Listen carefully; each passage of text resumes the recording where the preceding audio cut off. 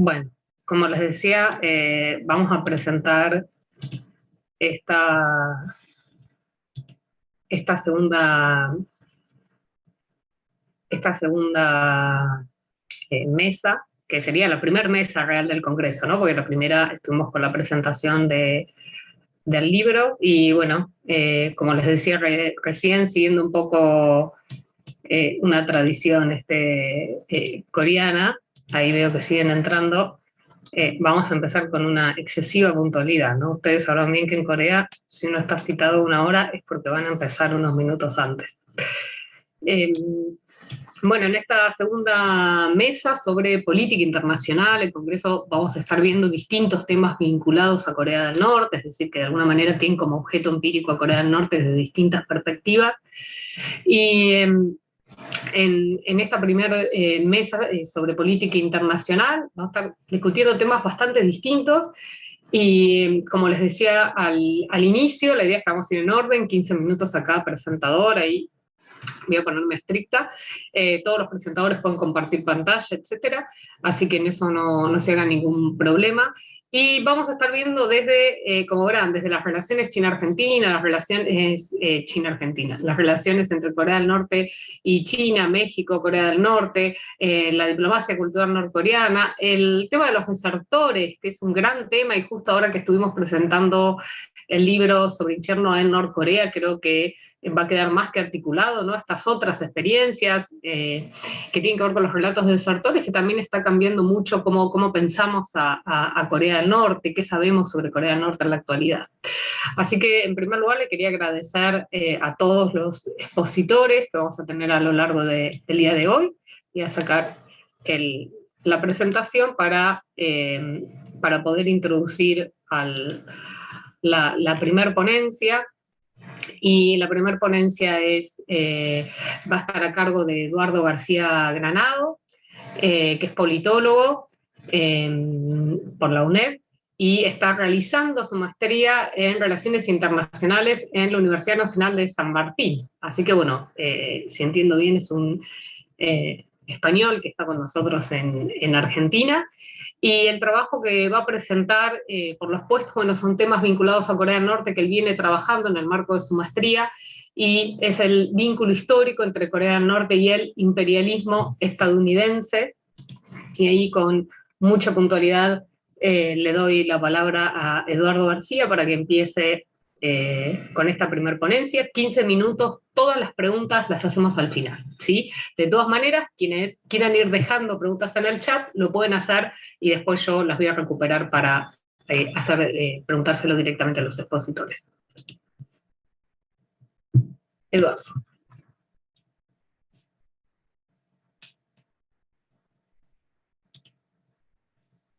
Ahí estoy con el Ahí audio. está. Ahora sí, sí. No sé si se ve la pantalla correctamente. Se ve ¿Me perfecto. podéis confirmar? Sí, se ve perfecto. Español en Argentina, sí. Español en Argentina, exacto. Sí.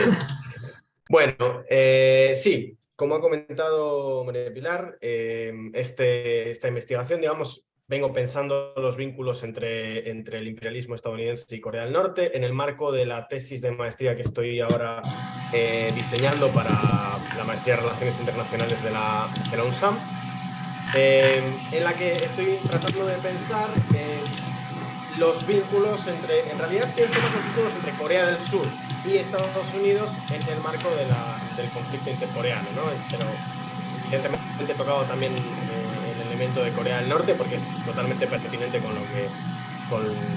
la tesis que estoy realizando.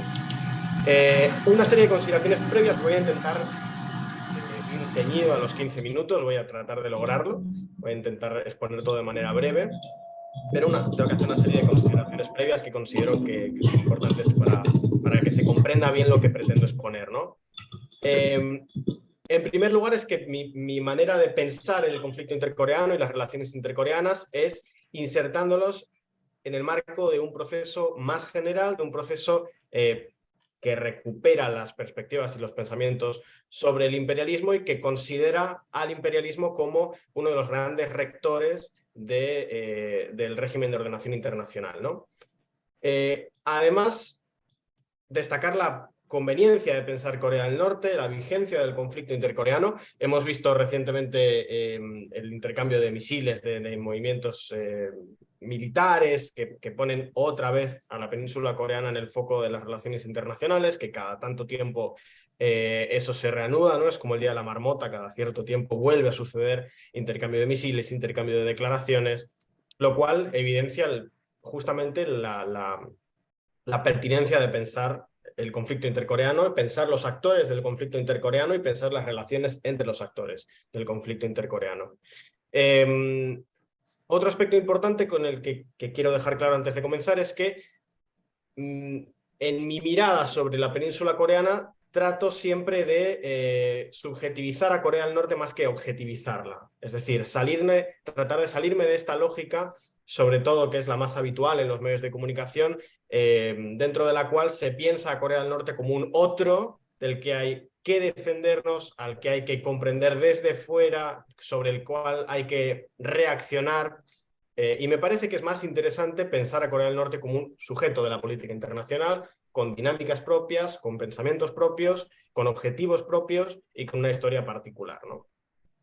Y luego una última consideración previa, más de corte teórico, para que se ubique un poco lo que voy a plantear, que es que en mi tesis, por tanto también en esta ponencia, trato de emplear algunas de las tesis marxistas sobre el imperialismo, que identifican, y esto me parece muy importante de cara a la exposición, identifican en el conflicto intercoreano una parte agresora y una parte agredida. Digamos, no equiparan las dos partes por una cuestión de correlación de fuerzas, por una cuestión de devenir histórico del conflicto, sino que identifican el imperialismo estadounidense como la parte agresora y a la República Popular Democrática de Corea como la parte defensora, ¿no?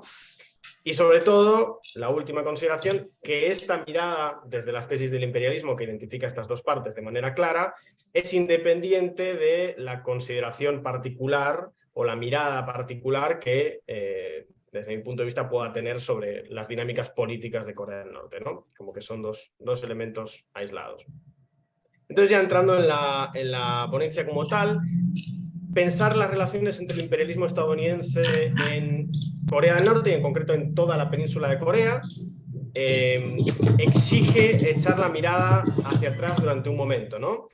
Y pensar cuál fue el primer acercamiento, probablemente el primer acercamiento de corte imperialista que tuvo Estados Unidos en la península de Corea, que algunos lo datan y a mí es la perspectiva que más me cierra, son los que pretenden plantear que fue en 1866 cuando Estados Unidos trata de penetrar militarmente en Corea a través del río Taedong, que si no me equivoco es el que cruza Pyongyang, en un asalto que fue infructuoso, que recibió la resistencia de la población local y del ejército coreano y que, por tanto, no fue efectivo, pero que marca un poco el inicio concreto de las aspiraciones imperialistas, de dominio imperialista de Estados Unidos en la península coreana, hace más de siglo y medio. Que en aquel momento la península coreana, como sabemos, era el reino de Choson, aislacionista, y que, y este es un punto muy importante, pretendía o se resistía a ser incorporado al capitalismo como sistema internacional de manera periférica, en un contexto en el que el capitalismo en su fase imperialista del siglo XIX estaba expandiéndose de forma extensiva, es decir, expandiéndose en el globo, incorporando territorios que no estaban dentro de la ordenación internacional capitalista, los estaba incorporando a la fuerza para emplearlos como sujetos periféricos de los cuales extraer pues, materia prima, mano de obra, etcétera, ¿no? Un momento que se corresponde un poco con la etapa clásica, digamos, del imperialismo, de las tesis del imperialismo, la definida por Lenin y otros autores, en la cual las distintas potencias imperialistas iban a ocupar terrenos no capitalistas para incorporárselos como territorios subordinados para la explotación económica. En ese sentido, rescato una definición que lleva adelante el autor Ruil, según la cual la guerra de Corea él la define como una guerra de liberación nacional.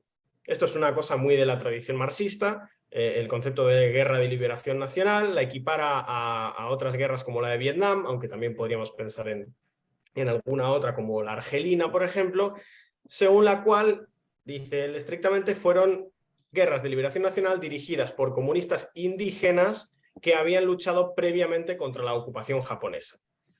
Esto en el marco del fin de la Segunda Guerra Mundial, como sabemos, en el cual Estados Unidos sale como gran vencedor de la disputa interimperialista que supuso la Segunda Guerra Mundial, en la cual unas potencias imperialistas, Alemania, Japón, fueron derrotadas y las vencedoras, Inglaterra, Francia, si bien fueron vencedoras, en realidad terminaron totalmente destruidas y tuvieron que aceptar la ayuda estadounidense para su reconstrucción, lo cual ubicó a Estados Unidos como la gran potencia imperialista del sistema internacional.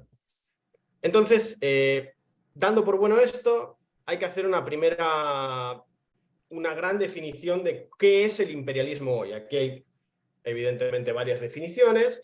Yo rescato un concepto que trato de emplear en mi tesis de maestría, que es el concepto de imperialismo colectivo, empleado por Samir Amin, y dentro del cual, ahora lo expondré, Corea del Sur ocupa un papel específico, ¿no?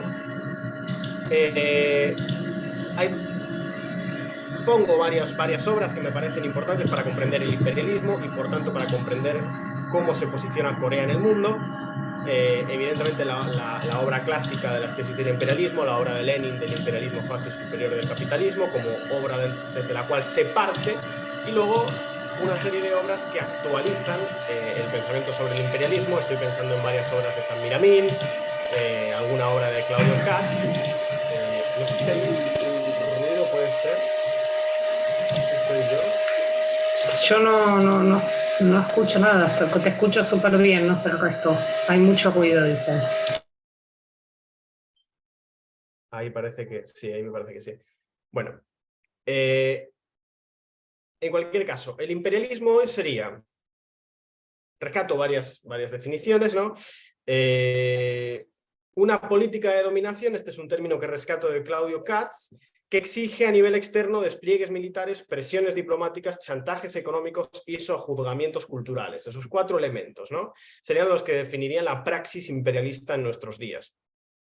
Y aplicando esa praxis estaría el imperialismo colectivo liderado por Estados Unidos, que se forja después de la gran victoria estadounidense en la Segunda Guerra Mundial y que pone bajo su paraguas a las anteriores potencias imperialistas contra las que peleaba. Estoy pensando en Japón, estoy pensando en Alemania, estoy pensando en Francia, y que a lo largo del siglo XX lleva adelante alianzas con una serie de estados que se convierten en potencias regionales, y aquí es donde queda ubicada Corea del Sur, que se erigen en, pues eso, fuerzas regionales, grandes economías de las regiones, en este caso de Asia-Pacífico, que sirven como una suerte de base militar estadounidense, de aliado militar, un país fuerte económicamente, fuerte diplomáticamente y sobre todo aliado militar de Estados Unidos. En una estrategia general del imperialismo colectivo liderado por Estados Unidos, en la cual pretende, a través de sus alianzas con estas ex fuerzas imperialistas y las potencias regionales como Corea del Sur, pretende ejercer dominación económica y política sobre países periféricos, al tiempo que contiene diplomática y militarmente a los cuerpos hostiles. Un cuerpo hostil sería efectivamente Corea del Norte. Luego voy a entrar en concreto en por qué Corea del Norte es un cuerpo hostil del imperialismo estadounidense. Pero antes es importante hacer una pequeña apreciación, también planteada por Samir Amin, que es que este gran bloque imperialista liderado por Estados Unidos pretende concentrar para sí 5 grandes monopolios, 5 grandes poderes en forma monopólica, que sería el control sobre las tecnologías modernas, en el marco del cual está pugnando con otras potencias económicas no alineadas, fundamentalmente China, el control sobre los recursos naturales, para lo cual ejerce justamente una dominación económica sobre las periferias, dentro de las cuales aplica dinámicas extractivistas, estoy pensando en muchos países de África o en muchos países de América Latina, sobre el sistema financiero global, entre otras cosas con la primacía del dólar, sobre los medios de comunicación y sobre las armas de destrucción masiva. Y este es un elemento muy importante porque ahí es donde juega un papel Corea del Norte. Luego voy a andar más en eso, pero fundamentalmente Corea del Norte confronta con Estados Unidos y es un cuerpo hostil con Estados Unidos porque pretende que la península coreana deje de ser un aliado de Estados Unidos en su agenda injerencista en el Asia-Pacífico, que luego voy a ahondar sobre eso, al mismo tiempo que se reserva el derecho, frente a sanciones, frente a presiones internacionales, de llevar adelante un programa militar nuclear, el cual este bloque imperialista pretende controlar de manera hegemónica, ¿no? Y evitar que otros cuerpos hostiles o que otras potencias enfrentadas tengan capacidad de desarrollo del poder militar nuclear. En ese marco es que podemos pensar las relaciones entre Estados Unidos y Corea como una relación de carácter imperialista. Hay varios datos.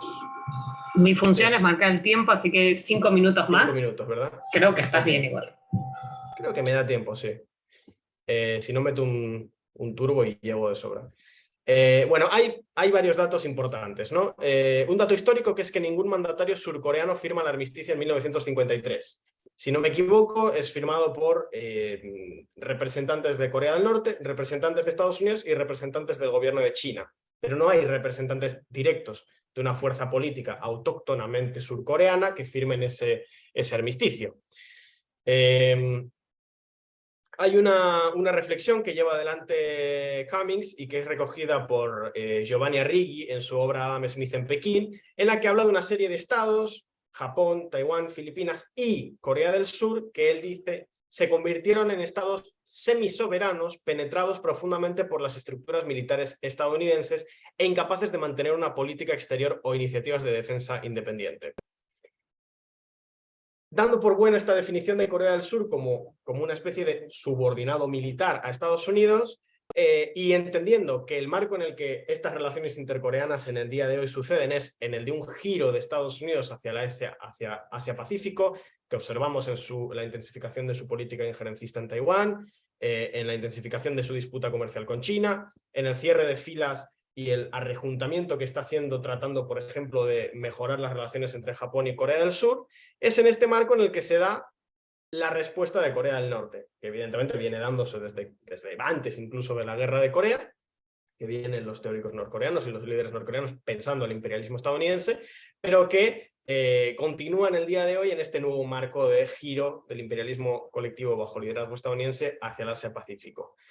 Hay el autor Girouard, en su obra The Three Phases of the Korean Nation, dice una cosa que me parece muy importante, que es que en Corea del Norte a Corea del Sur se le ilustra como un títere del imperialismo estadounidense, y entonces, que empieza con lo que ellos llaman el régimen comprador de Syngman Rhee, y que por tanto debe ser derrotado. Debe ser derrotado este régimen comprador, este régimen subordinado de Corea del Sur. Es en ese marco en el que se lleva adelante la política Songun, que es una política desde el marco de las tesis del imperialismo de reacción al injerencismo imperialista estadounidense sobre la península de Corea, que, bueno, había un texto de Kim Jong-il en el que es bastante ilustrativo para entender qué es el Songun, pero se me va de tiempo. Y sobre todo llego a una reflexión final, que es ¿por qué molesta Corea del Norte en este marco de política injerencista del imperialismo colectivo bajo liderazgo estadounidense?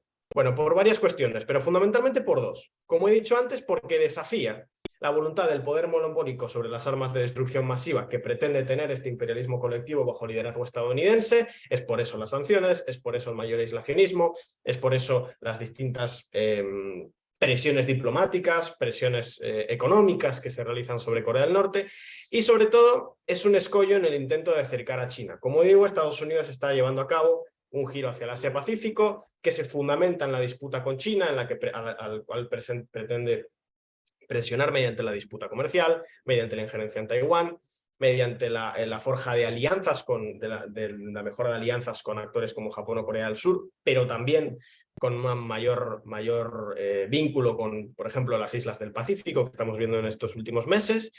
Y ahí, evidentemente, Corea del Norte, como un potencial aliado de China en un conflicto directo entre Estados Unidos y China, molesta, evidentemente, entre otras cosas, por el arrejunte de estos dos conceptos, ¿no? El hecho de que tenga armas nucleares y el hecho de que sea potencial aliado de China en un conflicto militar.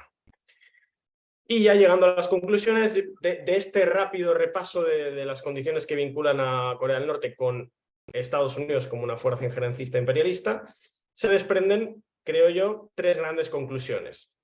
Y con esto ya cierro. La primera es que el conflicto entre Corea del Norte y Estados Unidos, como digo, es un conflicto de liberación nacional en el cual existe una parte agresora y una parte agredida.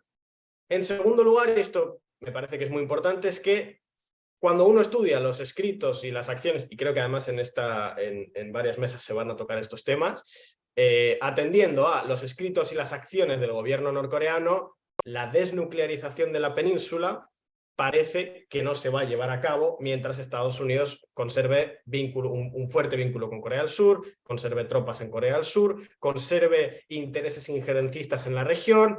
A priori, salvo que hubiese un fuerte cambio de gobierno dentro de Corea del Norte, cosa que tampoco es esperable por, digamos, en el medio plazo, lo más posible es que Corea del Norte no renuncie a su poderío nuclear. Y la última conclusión es que en el marco de un viraje del imperialismo estadounidense hacia Asia, como he comentado, semejante persistencia del conflicto parece que va a continuar. Es decir, no obstante, va a ser muy importante, y esta es la última conclusión, observar cómo se desarrolla la política en Corea del Sur. Cómo se desarrolla, qué fuerza van teniendo esas posturas dentro de Corea del Sur que pretenden un mejor vínculo con Corea del Norte, quizás una menor subordinación a la agenda militar estadounidense en el Asia-Pacífico. Va a ser muy importante cómo se mueven los tomadores de decisión en Corea del Sur para ver cómo se desarrollan las relaciones intercoreanas y sobre todo cómo se desarrollan las relaciones entre la península coreana en general y entre Corea del Norte en particular, con los gobiernos estadounidenses, cuya política interna también va a ser muy importante para ver cómo en qué dirección se mueven. Y con esto creo que estoy dentro de tiempo. Bueno, muchas gracias, Eduardo. Sí, ahí impecable con el tiempo. Y vamos, como les decía, los que quieren ir dejando de todas maneras consultas o preguntas para Eduardo en el chat, lo pueden hacer, y las vamos a leer al final de todo. Vamos a seguir con la segunda ponencia sobre las relaciones bilaterales sino-coreanas, un acercamiento al entendimiento de una relación estratégica, por Itza Jimena Eva, que es abogada, pero se ve que después de sus estudios de Derecho mostró un profundo interés en los estudios de Asia, y eso la llevó a estudiar la licenciatura en Estudios Orientales de la Universidad de El Salvador, y de hecho en 2021 empezó a estudiar la diplomatura en Estudios Coreanos en la Universidad de El Salvador.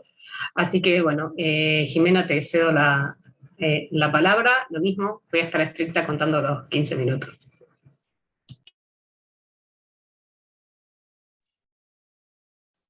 Hola, buenos días, ¿cómo están? Primero que nada, agradecer por el espacio, y así como ha dicho Pilar, efectivamente, luego de mis estudios en el marco jurídico, comencé a interesarme por Oriente en específico, y bueno, y a través de diferentes situaciones, principalmente a través de la participación en la diplomatura de estudios coreanos que realiza el instituto, terminé llegando a Corea del Norte, vinculándome de una manera u otra. Y bueno, principalmente las investigaciones, los estudios que hago alrededor de Corea del Norte son por parte propia, no responden a una tesis o un proyecto mayor por el momento, sí lo espero en el futuro. Y bueno, para comenzar, hablar de estas relaciones bilaterales, acá coloqué una imagen que me parece interesante, me parece importante, debido a que se da en el marco de las celebraciones entre China y Corea del Norte en el Festival Arirang de 2012, y que va a ser en Pyongyang, y que va a significar la vuelta de los representantes chinos dentro del territorio de Pyongyang, y bueno, como se ve, fueron muy bien recibidos. Parte de los digamos, de las dudas que me surgieron cuando empecé a investigar al respecto, rondaron principalmente estas dos preguntas. ¿A qué responde la existencia de Corea del Norte en la actualidad? ¿Cómo y por qué se sostiene? ¿Y qué rol cumple en el orden mundial? Ya no sé si vamos a llegar puntualmente a tocar estos 3 puntos para el final de la presentación.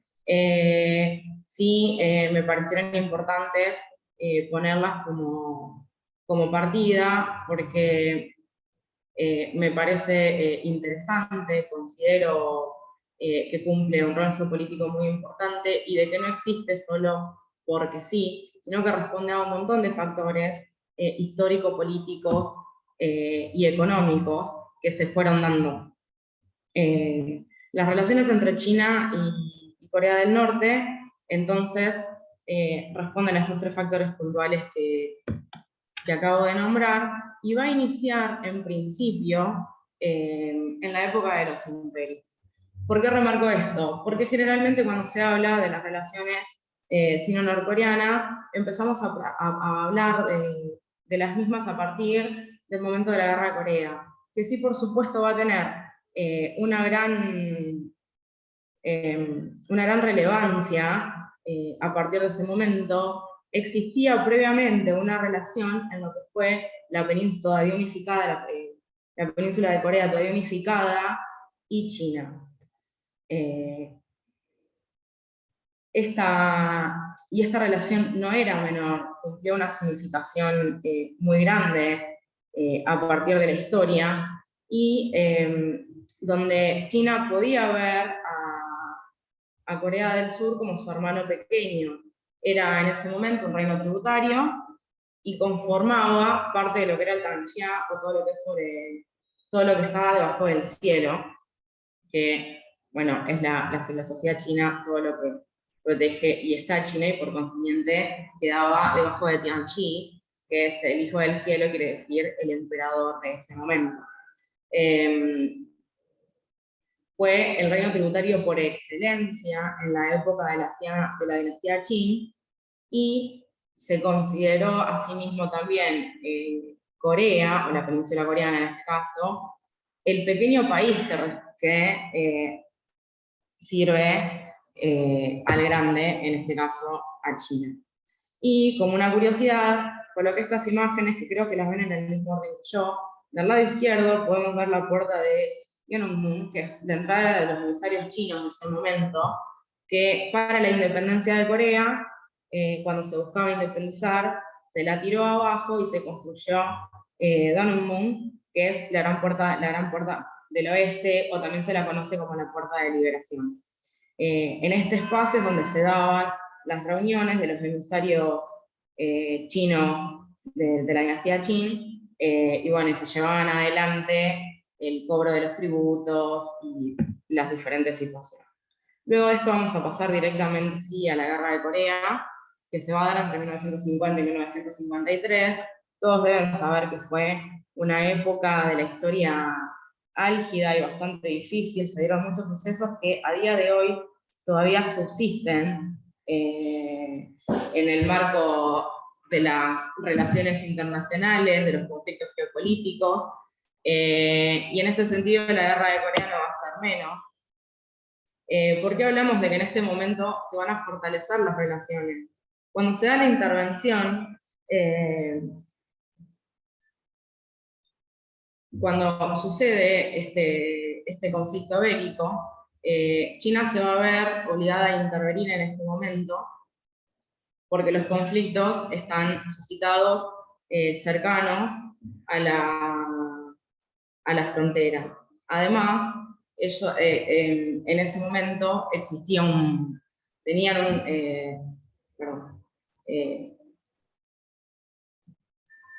estaban dados los arreglos entre Corea del Norte, Rusia y China, que se dieron dentro del marco del conflicto de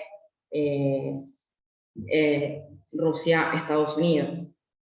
Cuando se suscita la guerra de Corea, el régimen de Kim Il-sung se encuentra presionado, una vez habiendo ingresado al a la zona sur, a Corea del Sur, y China, no duda, manda a su ejército voluntario.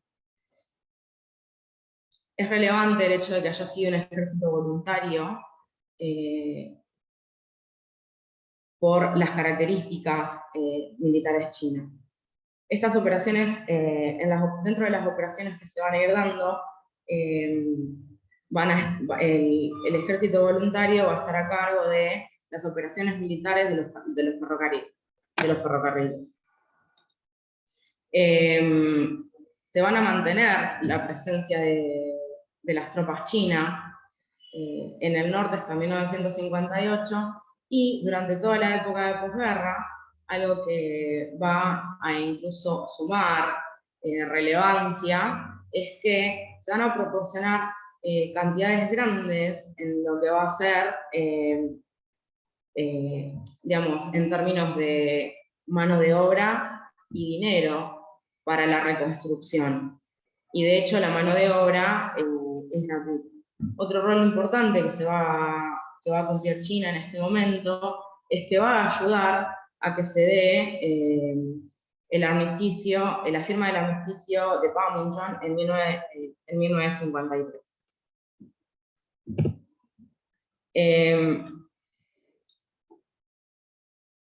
Otro conflicto relevante va a ser el conflicto sino-soviético que se va a dar en 1969, porque dentro de los hechos importantes que se suscitan en la zona en este momento, las disputas que se dan entre China y Rusia van a lograr que Corea del Norte termine de asentar, o sea, Kim Il-sung termine de asentar su poder en Corea del Norte, y van a estar en disputa por quién va a tener las relaciones directas con Corea del Norte. Gracias a los misiles que se lanzaron en el 62, que Corea del Norte recordaba como un hecho importante y un hecho dudoso, Corea del Norte termina de alinearse con China, porque consideró que en ese momento Rusia no podía proteger a un estado chico como era en ese momento Corea del Norte. Para el 66, las relaciones entre Corea del Norte y China van a disminuir por lo que se va a dar en China en el marco interno, que es la revolución cultural llevada adelante por Mao. Estos conflictos... 5 minutos, Perdón. para que vayas organizándote. Perdón, sí. Bueno, dentro de estos conflictos se van a dar persecuciones a algunos coreanos que venían del norte de Manchuria, y Corea del Norte va a empezar a tener dudas con respecto a las relaciones que mantenían, y van a tener algunos conflictos diplomáticos, pero que no van a ir mucho más adelante. A partir, digamos, del 70, donde China se abre a Estados Unidos, Corea del Norte termina apoyando a China, soñando con la posibilidad de la unificación de Corea del Norte bajo el régimen comunista que se llevaba en ese momento, cosa que, bueno, luego no se pudo dar. China acepta de facto la división de las Coreas, y si bien hubo una crítica al traspaso de Kim Il-sung a Kim Jong-il como un vestigio de feudalismo, aún así se terminó aceptando, y 3 años después fue recibido en China. Durante el gobierno de Deng Xiaoping, las relaciones van a decrecer. El gobierno de Deng Xiaoping busca hacer relaciones con Corea del Sur, que de hecho lo hace, y Corea del Norte lo toma como un acto de traición, pero que no van a llegar a mayores conflictos, más del hecho de un silencio que duró una gran cantidad de años, incluso aunque en el 68 China ofrece apoyo público bueno, en un conflicto que se da en Norcorea. Para cerrar la idea, todos estos hechos históricos van a hacer que Corea del Norte dependa económicamente de China. Luego de la Guerra del Norte, llegó a depender hasta del 90% de los ingresos económicos que le brindaba China. Actualmente se considera de que hay de que depende un 80%, y que se fue, digamos, tuvo un gran crecimiento entre el 2000 y el 2015. Esto es relevante dado que en los acontecimientos que se van dando a través del tiempo, e inclusive en la actualidad, cuando hablamos con un conflicto, terminamos a pensar a dónde se va a posicionar Corea del Norte respecto a China o a los países comunistas, y la relación económica, la dependencia económica en este caso es muy, muy fuerte. Así como también la cuestión ideológica e histórica que marcó siempre esta relación. En 2021 se firma el Tratado de Amistad, Cooperación y Asistencia Mutua entre ambos países, donde se lo denomina a boca del presidente Xi Jinping como una nueva fase, de alguna manera dejando atrás cualquier conflicto que podría haber suscitado entre ambos países y posicionándose nuevamente como en una relación de fortaleza. Actualmente, de hecho, en el marco del conflicto que se da entre Rusia y Ucrania, la disputa por el estrecho de Taiwán, que bueno, hemos ido viendo, Pyongyang salió efectivamente a hablar y ponerse del lado de acompañar a las actitudes chinas, a las actitudes rusas, por lo que podemos entender de que en realidad cualquier conflicto que veamos con mayor duda en cuanto al posicionamiento de Corea, a qué responde, de Corea del Norte, perdón, vamos a estar hablando de un sostenimiento de las relaciones que significan, de hecho, en el marco geopolítico, de alguna manera, esta barrera entre Occidente y el este de Asia. Bueno, lo cierro de esta forma para que tenga un poco de sentido. Muchas gracias, Jimena. Como dije con Eduardo, todos los comentarios los pueden ir dejando en el chat y sugerencias.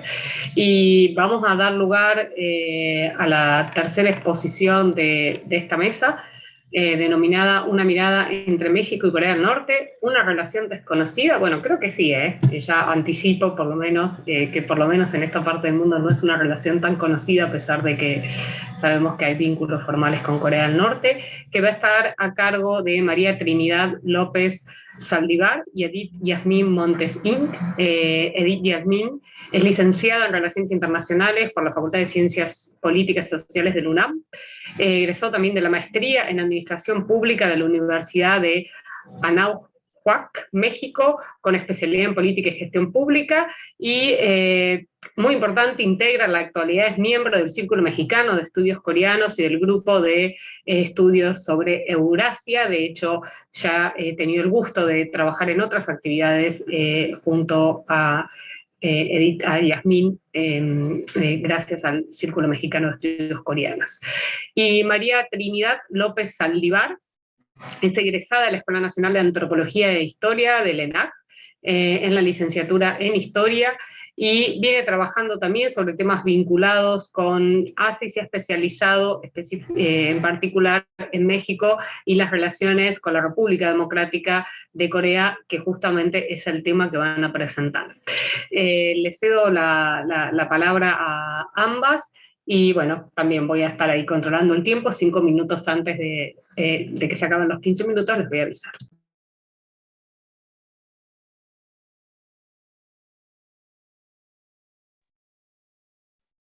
Trini, no sé si andas por ahí. Es que justo la primera parte la presenta mi colega.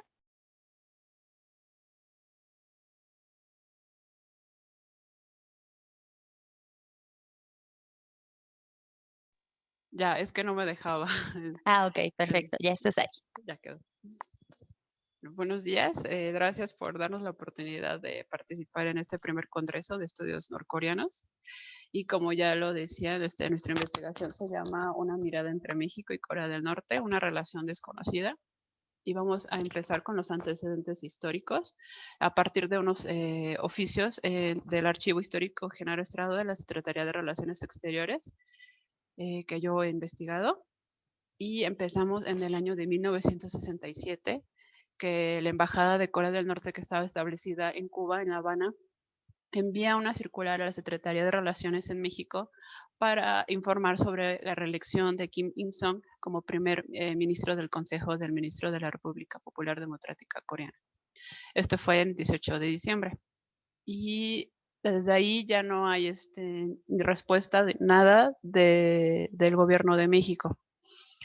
Hasta 1973, 6 años después, un encargado de negocio interino de Corea del Norte, el consejero de Jun Dong-kyung, que hay dudas sobre el nombre porque lo pusieron al español así, no hay un oficio de que venga su nombre en coreano así.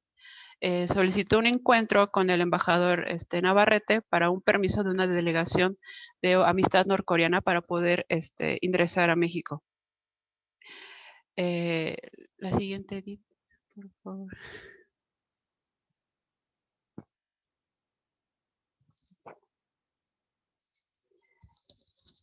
Y igual, en el mismo año, en 1973, hay un telégrafo cifrado dirigido al secretario Rabasa para que diera un mensaje de parte de Kim Il-sung al presidente Luis Echeverría que aceptara una delegación de norcoreanos para transmitir una información al presidente de aquí de México en esa época. Y dicha delegación era encabezada por Kim Won, viceministro de Relaciones Exteriores, integrada por los señores Jung Hyo-jong y Park Won-jong, director y subdirector del Departamento de Asuntos de América. Y dicha delegación no pudo ingresar debido al rechazo del gobierno mexicano por un grupo de mexicanos que fueron a entrenar a Corea del Norte en la época del 68 al 69. Entonces el gobierno mexicano niega este tipo de relaciones. Y hay otro oficio, igual en 1973, que son oficios en relación a una delegación de periodistas, pero esto ya es periodistas para visita oficial a México. Y en esta hay una historia detrás que viene en el oficio que encontré, que en esa época el embajador en Cuba, Víctor Alfonso Maldonado, recibió una visita del embajador norcoreano, pero le quiere entregar una nota así escrita a mano o en inglés, para que diera ese mensaje a la Secretaría de Relaciones Exteriores, y la cual quería visitar a México. Y él decía que el embajador norcoreano, que México era uno de sus países de intereses de Latinoamérica, porque ya había enviado otras comunicaciones a otros países de Latinoamérica que ya habían aceptado una visita en ese año. Pero el embajador Maldonado no creyó en eso, entonces, pero nada más tuvo la sospecha de que a lo mejor ese contacto había sido para Perú y Chile, pero no hay una información exacta de que si fueron esos países o no.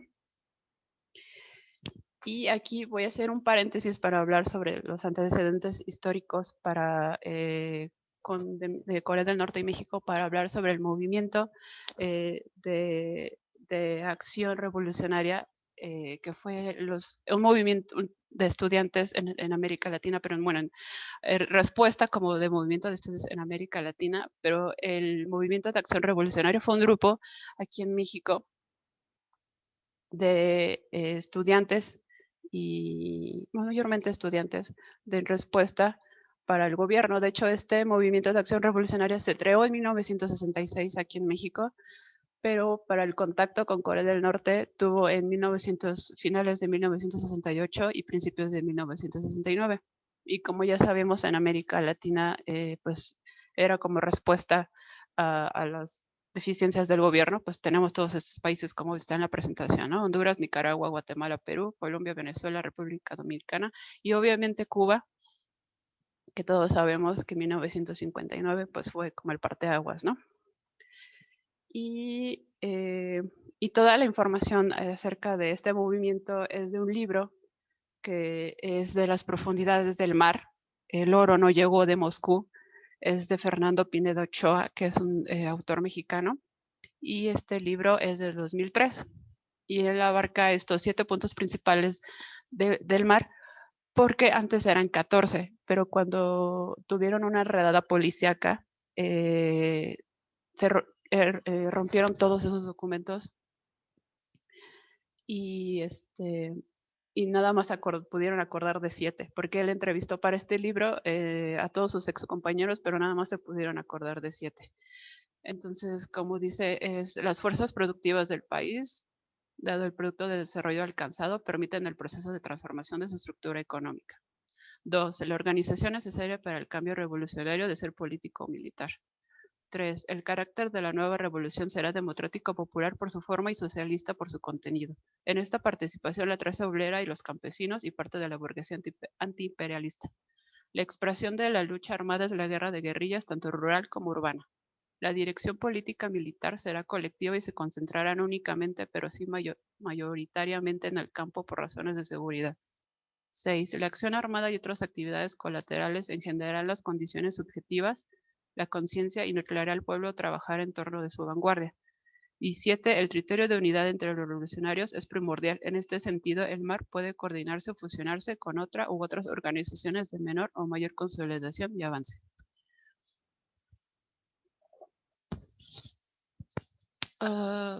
Bueno, y como ya decía anteriormente, el reclutamiento empezó a finales de 1968 y principios de 1969, y los cuales fueron 10 personas en total. Y 6 meses estuvieron en Corea del Norte y se especializaban en comunicaciones y demolición. O sea, tenían que hacer, preparar bombas y también estrategias de atentados, ¿no? Y el primer grupo llegó en agosto y septiembre, en el segundo grupo cuenta con 17 personas, el cual eran mujeres y hombres, o sea, no importaba. Y así pasando 26 personas en total en ese año, y pasaron en total 11 meses en Corea del Norte entrenando. Y en ese cuadro se pueden ver algunas similitudes entre Corea del Norte y México.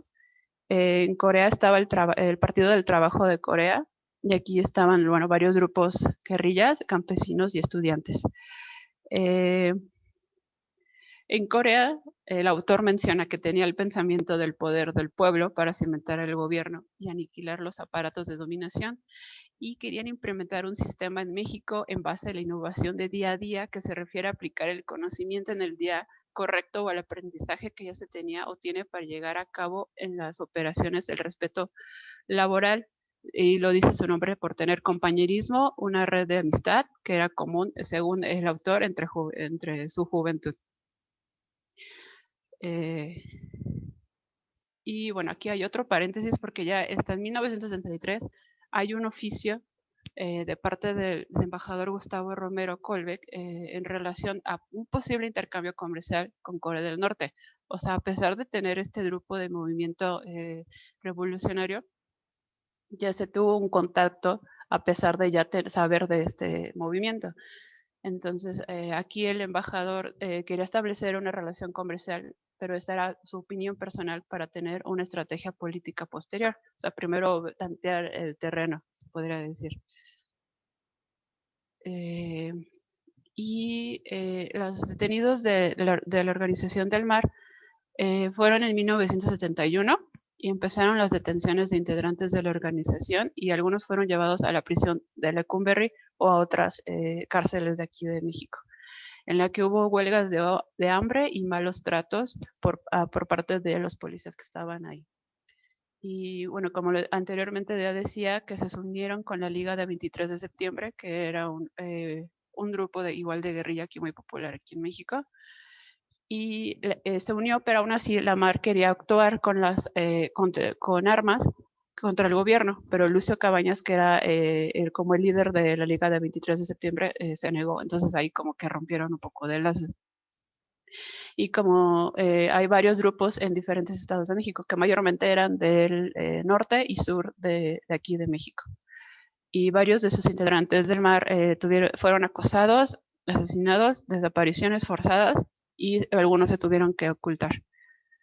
Los integrantes del MAR en 1971 eran 25, en el 72, 11, en el 1973, 18, en 1974, 7 y en 1977, 1 y 1979. En total fueron 69 personas que estuvieron activas en el MAR, en la cual algunos usaron sus nombres falsos y otros sus nombres reales. Y en el libro ahí vienen todos sus nombres, integrantes de este movimiento. El desenlace del MAR fue de que nuestro autor que usé para esta presentación fue que salió de Lecumberri en 1977 y algunos que desaparecidos desaparecidos fueron encontrados por el comité, un famoso comité Eureka, perdón, para poder encontrarlos o ayudarlos a liberar si estaban en una situación difícil de parte del Estado. Y así finalizó el episodio del MAR aquí en México, y después ya no se encontró ningún archivo, yo no encontré ningún documento de Corea del Norte dirigido a México en esos años, hasta que tuvo que pasar muchos del 73 al 81 para encontrar unos oficios de Corea del Norte dirigidos al secretario de Relaciones Exteriores, Jorge Castañeda, para una invitación que se visitase la capital norcoreana, y la cual se rechaza, pero aquí se rechaza por agenda llena, o sea, ya no es por otra cosa, pero ahorita mi compañera lo va a explicar esa parte. Y oficio del ministro de Corea del Norte para información de un encuentro del presidente de López Portillo, y que tuvo una entrevista en septiembre con el embajador extraordinario de la República Popular Democrática de Corea, Lee In-chun, en la cual se tocó la atracción de la embajada de ambos países. Y igual en 1981 hay un oficio de Jorge Castañeda agradeciendo por la atracción de embajadas en ambos países, la cual, bueno, ahorita y ya continuará más mi compañera para el siguiente parte del periodo que estamos usando aquí.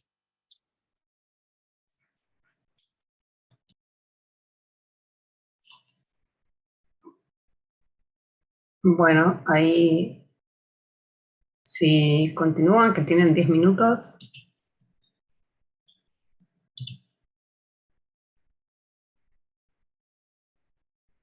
Ya, perdón, igual el audio. Muy bien, pues bueno, Sí, yo iré sí, súper ahí rápidamente. Sí, no pasa nada, lo entiendo. Pues bueno, rápidamente, justamente hablando de lo que comentaba María Pilar, uno pensaría que, pues justamente, ¿no? O generalmente el prejuicio que existe respecto a las relaciones bilaterales de este país, pues es que es un país aislado y que no tiene vínculos con el mundo, y salvo a lo mejor con países que tienen una afinidad ideológica, como lo es el caso de la República Popular China en particular, o en algunas ocasiones también Rusia, sobre todo por lo acontecido en Ucrania. Sin embargo, este mapita que encontramos por ahí es muy ilustrativo de cuál es la red diplomática y consular que tiene este país. Y la verdad es que se demuestra que es muy amplia. Y en este sentido es que por eso también desde México, como mexicanas, queríamos presentar pues el panorama de las relaciones bilaterales, que en los últimos años habían sido bastante llamativas por un par de acontecimientos que haré referencia más adelante. Pues, denme un segundo. Como comentaba Trini, y por eso es que me corresponde a mí esta última parte, pues esas finales del siglo XX, particularmente en la década de los 80, que finalmente se establecen las relaciones diplomáticas. Si se darán cuenta, pues había un interés, que eso también es muy característico de la relación que existe entre México y Corea del Sur, que generalmente es el otro país el que insiste. México en realidad hasta el momento, o en ambos países se demuestra una similitud, no ha tenido iniciativa por este establecimiento de relaciones, por los oficios y el recuento histórico que Trini acaba de hacer, pues se darán cuenta, y es a través de archivos de primera fuente, porque son el mismo gobierno, se demuestra que pues han sido ellos, ¿no? Y es a partir de estas afinidades, también de los cambios internacionales, como el fin de la Guerra Fría, también el fin de, pues, bueno, no como dictadura, pero sí el gobierno permanente de un solo partido en México, que permitieron también como dar esta apertura. Entonces, finalmente, el 4 de septiembre de 1980, después de 27 años de haber concluido la Guerra de Corea, bueno, no concluido, sino que digamos que se quedó en suspenso, se establecen estas relaciones y solamente, y a propósito de este último dato que nos daba Trini, solamente Corea del Norte abre su embajada, ¿no? Ahí está justo la fotografía de la embajada de la República Democrática Popular de Corea. Y en 1993 México, en este caso, tiene una embajada concurrente que está localizada en la República de Corea y que no solo da servicio o apoya también a cualquier situación ante Corea del Norte, sino también ante Mongolia. Sin embargo, para estos años también es importante tomar en cuenta pues, el auge o el desarrollo del programa nuclear norcoreano, y también en este sentido hay que retomar un poco las reflexiones de cuál ha sido la naturaleza de la política exterior mexicana. Un primer rasgo que ya les decía era este de que en realidad México no ha tenido interés por vincularse con Asia, o sea, no ha sido un interés, digamos que sí está, pero no ha sido como de primera, o sea, no es no parte de iniciativa, sino es un tanto reactiva, como lo han caracterizado algunos autores mexicanos. Y este segundo rasgo tiene que ver también, que es el que estoy refiriendo en este momento, tiene que ver con la postura de México ante las zonas nucleares, ¿no? Como ustedes sabrán, México es líder en América Latina por haber promovido el Tratado de No Proliferación de Armas Nucleares en la región. Por eso América Latina es una zona libre de armas nucleares. Y bueno, ahí está una fotografía de Alfonso García Robles, quien fue el promotor de estas iniciativas antinucleares.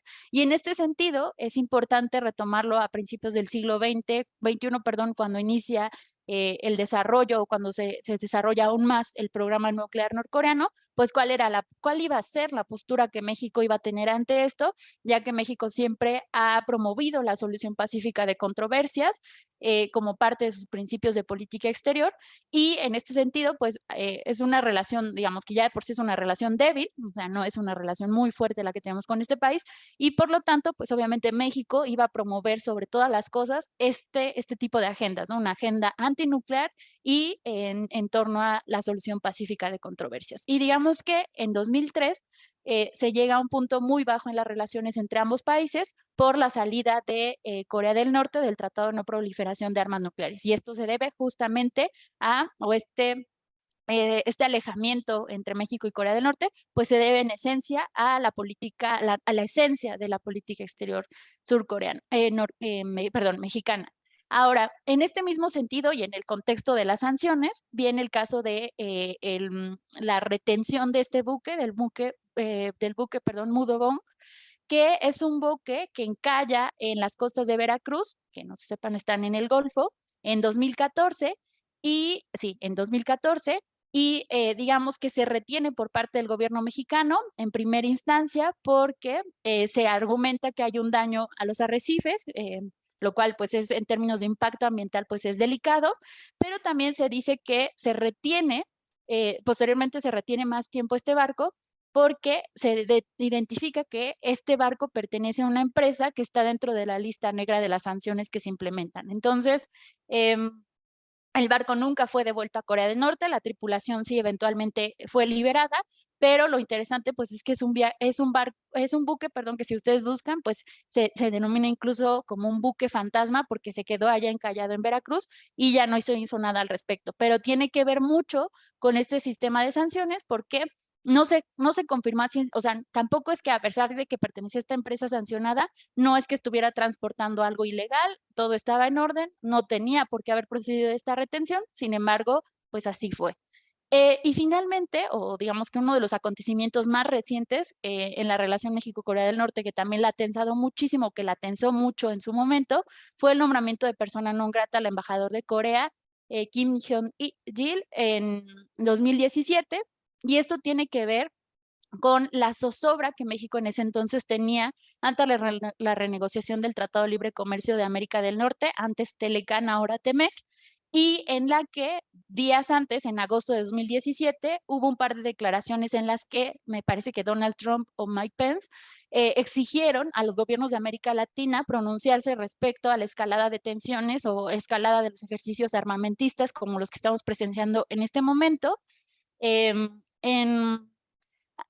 el pronunciamiento de estos gobiernos latinoamericanos, y el único, me parece, bueno, uno de los únicos que procedió fue México con este nombramiento de persona non grata. Se le invitó al embajador de ese entonces a salir del país, no se rompieron relaciones diplomáticas, pero lamentablemente justamente cuando uno busca en los medios sobre este acontecimiento, en su momento no se habla de la persona non grata, pero con la transición política en México en 2018, con la llegada del gobierno de Andrés Manuel López Obrador y posteriormente con la participación del secretario de Relaciones Exteriores, Marcelo Ebrard, en las sesiones del Consejo de Seguridad, se habló del restablecimiento de relaciones, pero como diría uno de los destacados estudiosos de Corea en México, el doctor Juan Felipe López Aimes, en realidad nunca se rompieron relaciones diplomáticas. El hecho de que haya este nombramiento de persona non grata no significaba el rompimiento, sí debilitó la relación efectivamente, pues al final se le invitó al embajador que saliera,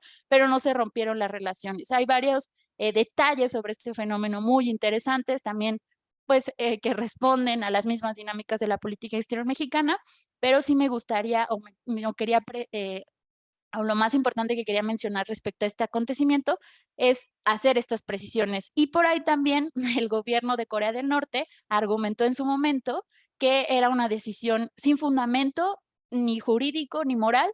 En el caso del fundamento jurídico sí lo hay, porque justamente la Convención de Viena sobre relaciones diplomáticas pues establece esta figura de la persona non grata.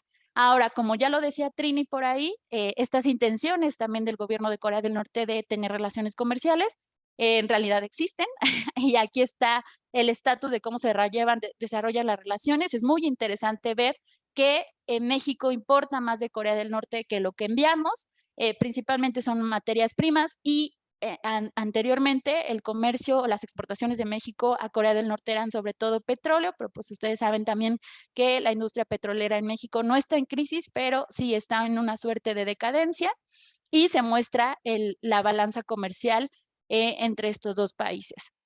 Y finalmente, un acontecimiento también muy reciente, como se darán cuenta, de este año, fue el establecimiento del grupo de amistad entre México y Corea del Norte. Por ahí mi colega y yo teníamos la intención de entrevistar a los miembros parlamentarios que conforman este grupo de amistad, pues para conocer cuáles son los objetivos del mismo.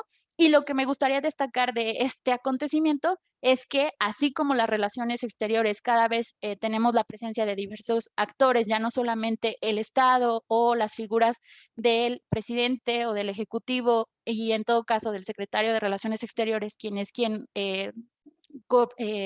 coordina las relaciones de nuestro país a nivel ejecutivo estatal, pues también tenemos esta diversidad o esta presencia de actores, incluso en este tipo de relaciones que, como ya decíamos, pues son un tanto desconocidas. Y la prueba de ello es que el grupo, la Cámara de Diputados, que es nuestro poder legislativo, pues también está promoviendo este tipo de grupos de amistad, y que tiene que ver con las afinidades ideológicas a las que hacía referencia Trini, ya que quienes conforman en su mayoría el grupo parlamentario de amistad pues son miembros del Partido del Trabajo, que históricamente ha tenido vínculos con el comunismo, entonces con el comunismo internacional, y eso podría explicar las razones. Algo más trascendental o de impacto, ¿no? Bueno, sí, salvo si en algún momento conseguimos la entrevista, pero por el momento no se identifica nada más que esta afinidad ideológica. Entonces, pues ese es el panorama general que les queríamos compartir de las relaciones, y pues cualquier duda o comentario quedamos a sus órdenes.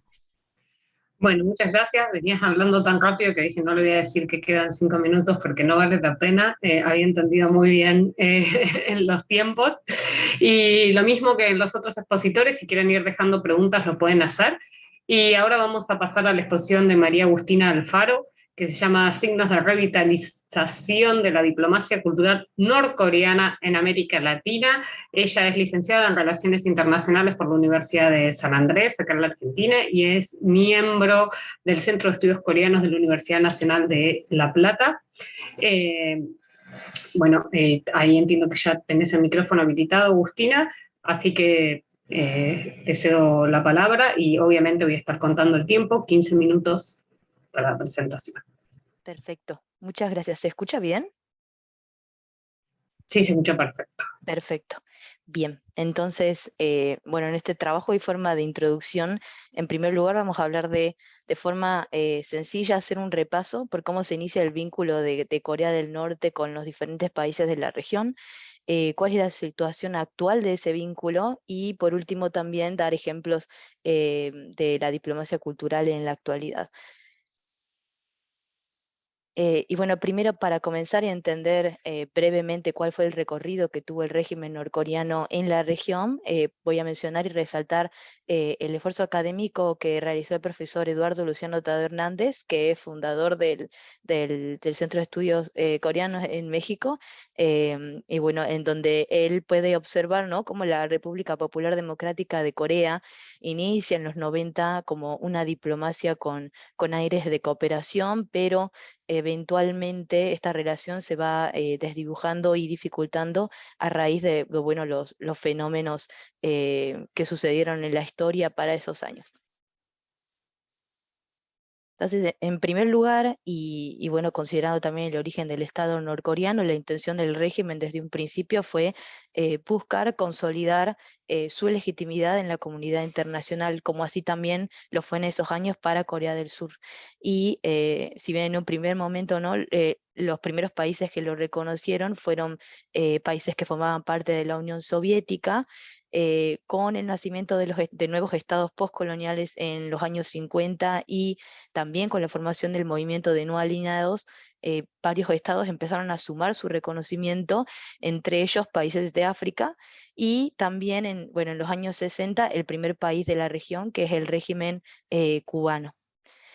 Por otro lado, la aceptación de Corea del Norte en el movimiento de no alineados y la participación que tuvo en diferentes misiones como país observador en la ONU dio una especie de señal positiva al régimen, ¿no?, de seguir promoviendo y de seguir incrementando sus contactos a nivel internacional. Y es en esta etapa en donde se establecen los primeros contactos diplomáticos con Chile en el 72, Argentina en el 73, Venezuela en el 74 y varios países de Centroamérica durante la década de los 70. Y para los 80 también se suman otros países de la región, como mencionaron las chicas anteriormente, México en el 80, Surinam en el 82 y Colombia y Perú en el 88. Y bueno, con el establecimiento de la Nordpolitik por parte de ROTU a finales de los 80 y también la caída del bloque soviético para los 90, lleva al régimen norcoreano nuevamente a buscar diversificar sus relaciones, sumando a otros países de la región, principalmente de América Central. Y en los 90 con la llegada de la conocida Sunshine Policy, que bueno, permitió que se reunieran por primera vez los dos líderes políticos de ambas Coreas en el paralelo 38, esto generó, ¿no?, un clima positivo de unificación entre ambos países. Sin embargo, con la llegada del siglo XXI, este clima positivo se terminó, y con Bush como presidente, la denominación de Corea del Norte como Estado paria, en el 2018 la llegada del gobierno conservador de Lee Myung-bak, bueno, todo esto significó el fin de la Sunshine Policy y para entonces Corea del Norte modifica sustancialmente la forma que tenía de relacionarse con el mundo. Y bueno, ya con una reputación infame, en el 2003 Corea del Norte abandona el Tratado de No Proliferación de Armas Nucleares y los últimos países latinoamericanos en acercarse bueno, a Corea del Norte fueron Brasil en el 2001, la República Dominicana y Guatemala también en el 2007. Y actualmente Corea del Norte, como también mencionaron las chicas, posee 5 embajadas u oficinas consulares en la región, ¿no? En Cuba, en Venezuela, en Perú, en México y en Brasil. Y bueno, si bien en el siglo XXI ha quedado claro, ¿no?, que existe esta mala imagen de Corea del Norte en el exterior y la principal lectura que hay es la de un régimen vinculado con armas nucleares, sumado también, ¿no?, a la mala reputación que representa una dificultad metodológica, como mencionaron también al comienzo del Congreso, representa un desafío, dado el hermetismo del país y también el poco acceso de información que existe, dado las características del régimen. Bueno, todo esto hace que sea difícil pensar, ¿no? Que un régimen como el de Corea del Sur pueda hacer uso de los mecanismos de diplomacia pública y cultural, tal como lo hacen el resto de los países y los mecanismos que conocemos. No obstante, en el siglo XXI ha habido algunas muestras de que Pyongyang se encuentra en la búsqueda de mejorar su imagen internacional, por supuesto para favorecer objetivos específicos.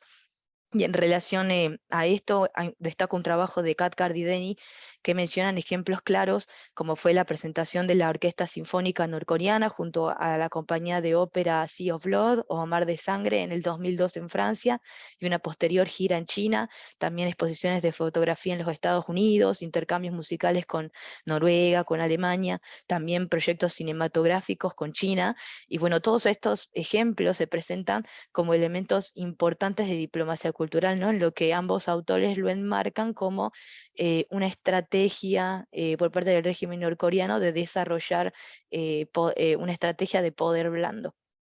Y bueno, si bien los casos que mencionamos suceden, ¿no? En Europa, en China, en Estados Unidos, también se han encontrado, aunque escasos, algunos eventos similares en la región.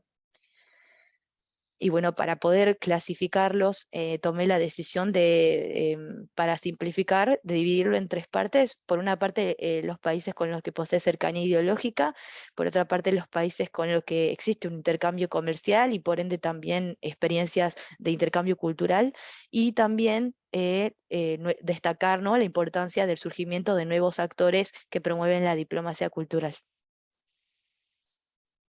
Y bueno, en primer lugar, y como es de público conocimiento, la primera mitad de los años 60, Corea del Norte y Cuba tuvieron una relación muy característica, que no solamente les permitió avanzar la cooperación entre ambos en el ámbito diplomático, militar, económico, sino también la cooperación cultural y científica, ¿no?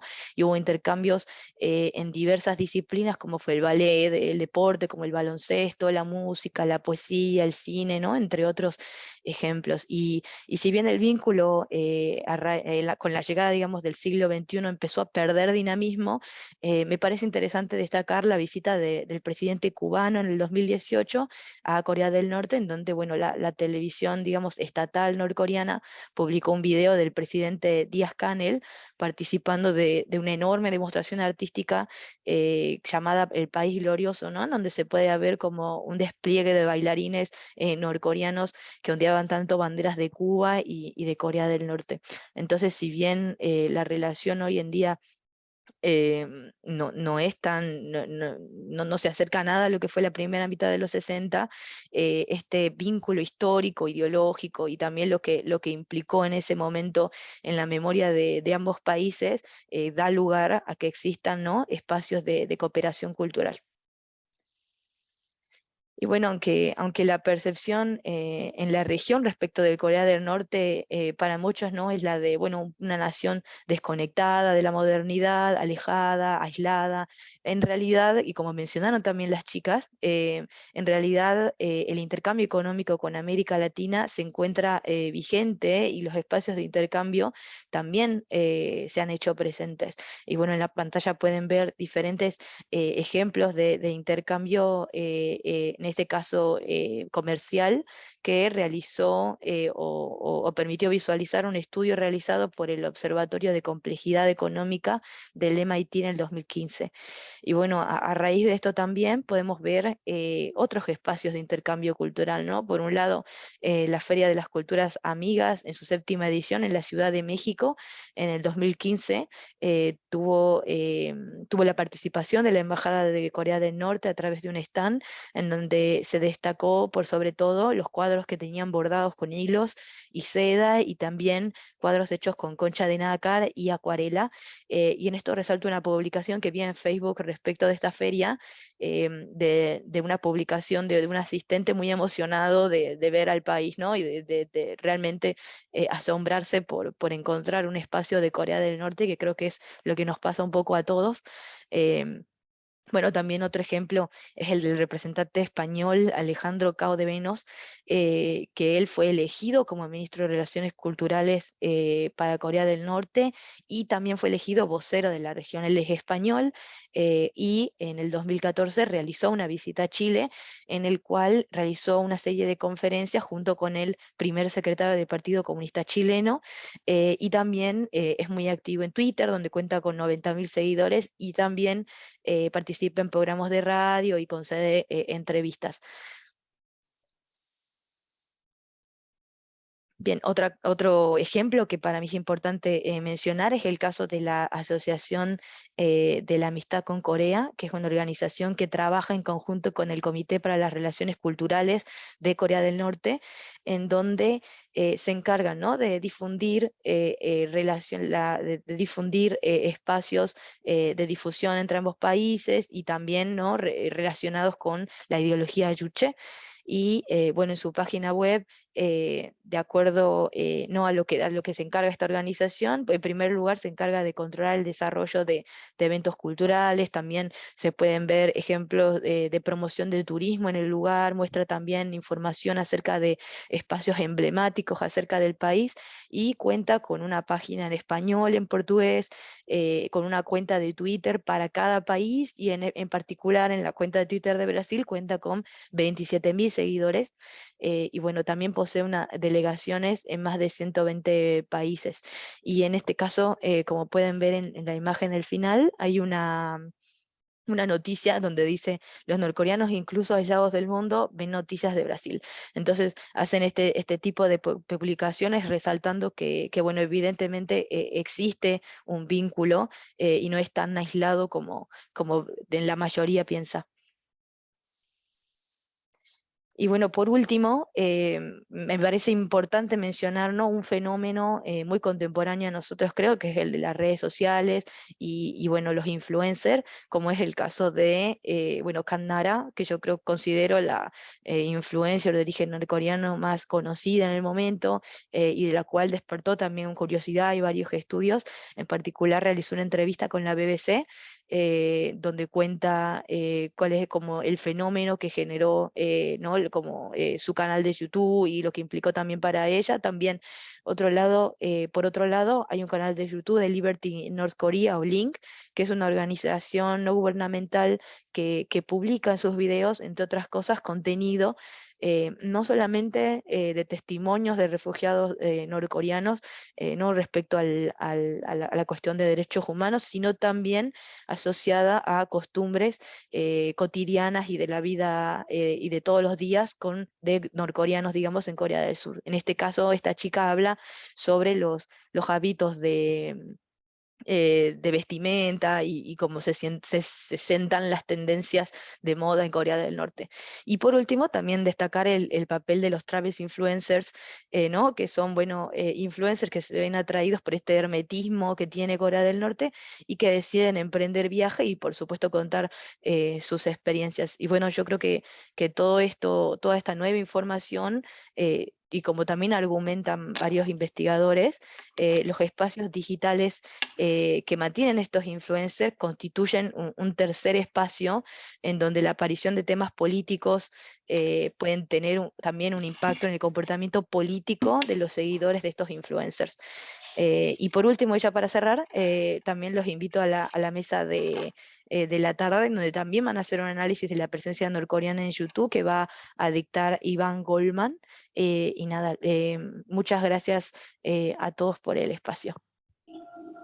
Bueno, muchas gracias, sobre todo por el excelente control del tiempo. Ahí me di cuenta que no necesitaba avisarte. Y bueno, vamos a dar paso ahí, que no estén muy cansados, finalmente a la última presentación, que va a estar a cargo de Rodrigo Enrique Vélez Portugués y Bernardita González Luis. Bueno, ahí me corregirá Lustig. Ahí está. Desertores norcoreanos y su inclusión económica y social en Corea del Sur. Y bueno, Bernardita María es magíster en estudios coreanos de la Universidad Central de Chile, además de magíster en Derecho y también abogada por la Universidad de Chile y actualmente está haciendo su doctorado en Derecho en la Universidad Central de Chile y es investigadora asociada del Centro de Corea de la Universidad Central de Chile. Y Rodrigo Enrique Vélez Portugués también es magíster en estudios coreanos en la Universidad Central de Chile y un máster en Dirección y Administración de Empresas, CEREM de España. Y bueno, ambos van a hacer esta presentación, que entiendo que hay que están en algún lugar con diferencia horaria, quizás por tu doctorado, así que bueno, por suerte por eso también va a participar en esta primera mesa, y por eso, como mencionó recién la compañera, en la última mesa tenemos algunos temas que se vinculan con esta y tenía que ver con el armado de las mesas. Voy a hacer la ardua tarea de controlar el tiempo, pero empezamos justo a -4, así que tienen los 15 minutos y esperemos después varias preguntas. Ok, perfecto. Muchas gracias. ¿Se escucha bien? ¿Sí? Sí, perfecto. Voy a compartir entonces la pantalla con nuestra presentación. Bueno, muchas gracias en primer lugar por la invitación. Tenernos aquí presentes es un agrado compartir esta instancia con todos ustedes. Nuestra presentación se titula Desertores norcoreanos y su inclusión económica y social en Corea del Sur. Voy a referirme brevemente a la estructura de la presentación. Esta presentación tiene 3 partes, además de una introducción. La primera parte revisa la situación de la comunidad norcoreana en Corea del Sur desde una perspectiva histórica. Aludiremos más que nada a la evolución de la migración y la respuesta del Estado surcoreano a este fenómeno. En el segundo lugar vamos a analizar los principales desafíos adaptativos que enfrentan los norcoreanos en la sociedad de Corea del Sur, con un énfasis en la adaptación económica. Y en tercer lugar vamos a revisar algunos casos que hemos seleccionado de startups lideradas por refugiados norcoreanos.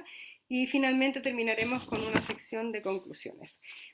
Bueno, como una breve introducción, la edición de la península coreana ha dejado marcas profundas en el pueblo coreano y ellos se consideran, los coreanos, como una nación dividida en 2 estados. Esto presenta el desafío que está encarnado, se constata por los refugiados norcoreanos y los problemas que estos tienen para integrarse a la sociedad de Corea del Sur, que fundamentalmente son en diversos ámbitos, pero nosotros nos hemos centrado un poco en los problemas que ellos tienen para integrarse al mundo laboral, por lo que el gobierno surcoreano ha desarrollado una serie de programas que buscan entregarles conocimientos, herramientas básicas para fortalecer sus habilidades en materia económica y también enfatizar ciertas habilidades empresariales.